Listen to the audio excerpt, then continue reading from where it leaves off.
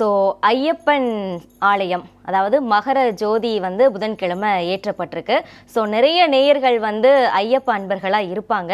So இந்த மகர ஜோதியினுடைய சிறப்புகள் பற்றி சொல்லுங்கள் சார்.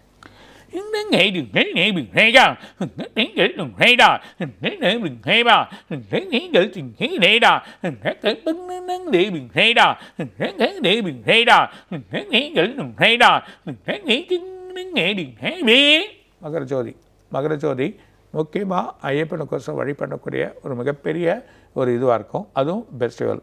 அந்த ஃபெஸ்டிவலில் நிறைய பேர் அதை பார்க்கணும், வழிபடணும்னு தேடுவாங்க. மெயினாக என்ன வழின்னா, உண்மையாகவே மகர ஜோதின்றது ஒரு ஸ்டார், ஒரு நட்சத்திரம்.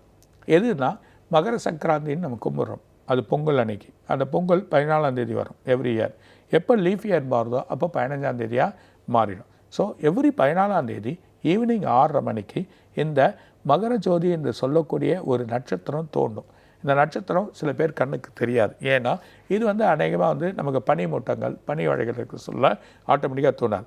பனி குறைவாக இருக்க காலத்தில் அந்த நட்சத்திரம் ஒரு பெரிய வெளிச்சத்தை வழிபடக்கூடிய நிலைமையாக இருக்கும். அப்போ அது தோன்றப்போ அந்த ஜோதி தெரியுது, அந்த ஜோதிக்கான வழிமுறை பண்ண சொல்ல எங்கள் மகர ஜோதியை கொண்டாடுவோம். அந்த மகர ஜோதியை கேரளாவில் கொண்டாடக்கூடிய ஒரு நிலைமை இருக்குது. மிகப்பெரிய பிரதர்சனவில் கொண்டாடும். அதை மகர ஜோதியாக தான் அது ஐயப்பனுக்கு ஐயப்பனோட வழியாக இருக்குன்றதுனால அந்த ஐயப்பனுக்கு வழியாக பண்ணுறப்போ அன்றைக்கி ஆபரணங்களை எடுத்துன்னு வருவாங்க. பந்தல மகாராஜா, இந்த பந்தல மகாராஜாவிலேருந்து ஆபரணங்களை கொடுத்து இந்த ஆபரணங்களுக்கு ஐயப்பனுக்கு சாத்தக்கூடிய நிலைமை அவங்க வீட்டிலேருந்து எடுத்துன்னு போவாங்க.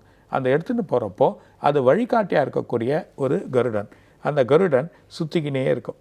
அந்த சுற்றினே வழிகாட்டியாக இவங்களை வழி அனுப்பக்கூடிய நிலைமை, அதாவது அந்த ஆபத்துலேருந்து நீக்கக்கூடிய தன்மையை காட்டக்கூடிய தன்மை தான் இந்த கருடன் கொண்டு, அந்த கருடனோட பார்வையில் இது வழியாக போகக்கூடிய சிலையில் செய்யக்கூடிய நிலைமையாக ஆதி காலத்திலே அமைக்கப்பட்டிருக்கு. அதனால தான் இன்றைக்கி வரைக்கும் காலகாலமாக அந்த பந்தல மகாராஜாவிலேருந்து கிட்டத்தட்ட 36 மைல்லேருந்து கிட்டத்தட்ட 45 கிலோமீட்டர் மேலே வரும்.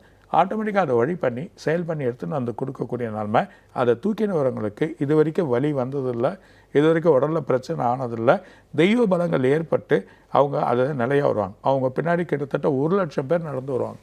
அவ்வளோ வழியாக வரக்கூடியது தான் இந்த மகர ஜோதி. இந்த மகர ஜோதியை பார்க்குறது தான் நல்லது. எல்லாத்துக்கும் வழியாக இருக்கக்கூடியது தான் நம்ம இப்போ கும்பிட்றோமே இந்த மகர சங்கராந்தி. ஸோ இப்போ போச்சுலையா பொங்கல். இந்த மகர சங்கராந்தி இது நார்த்தில் மகர சங்கராந்தி சொல்லுவாங்க. மகரம்ன்றது மகரத்தில் சூரியன் போய் உட்கார்றார். சனியோட வீட்டில் சூரியன் போய் உட்கார்றார். தன்னோட பிள்ளையோட வீட்டில் அப்பா 1 மாதம் அங்கே இருக்கார்.